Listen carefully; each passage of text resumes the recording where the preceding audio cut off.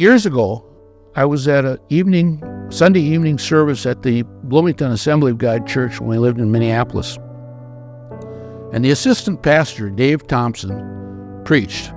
I don't remember a thing about his sermon except a quote. He said, "I read in a book about a man who went about doing good. It is of grave concern to me that I should be content just going about." Very true. Very true. We should not be content just going about. There are good things the Father wants us to do. That's our whole purpose for living for God, is to do good. And that's what we should be about. That includes giving. Giving to God's work according to His voice, what He wants us to give to, is always good because our Father is good. We need to trust Him for that. Every morning I try to pray, Lord, show me the good that you want me to do today and help me to do it. I think of my sister Rosalie, who was in the hospital for months, actually, at St. Cloud. She wound up on dialysis, which she is on still to this day. That was 7 years ago. And after she was in a nursing home for a little while, the doctor said, well, you can go home. And she said, well, that's good. I'm very happy, but I have a little problem with taking bathing, because there's only a tub there, and she could not get in and out of a tub because her mobility was compromised.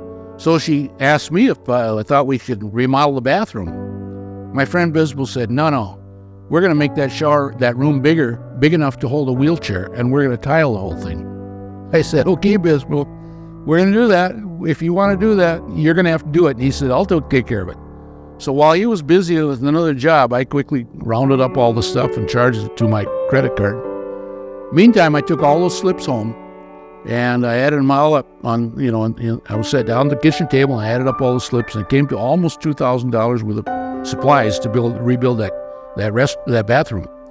I took those slips to my wife, who was sitting in the other room, and I said, Donna, this comes to almost $2,000. I said, what do you think? She said, who cares? This has to be done. I love that attitude. Who cares? This has to be done.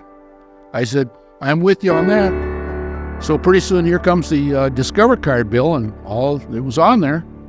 So I paid the bill.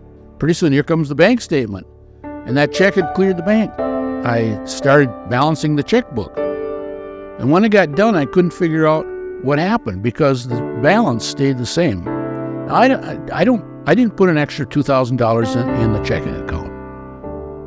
It didn't happen. I didn't spend $2,000 less.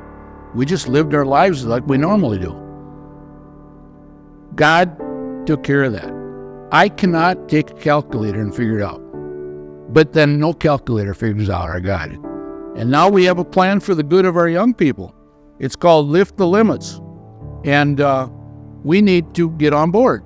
When I look at the children and the young people in this church, I want to support that.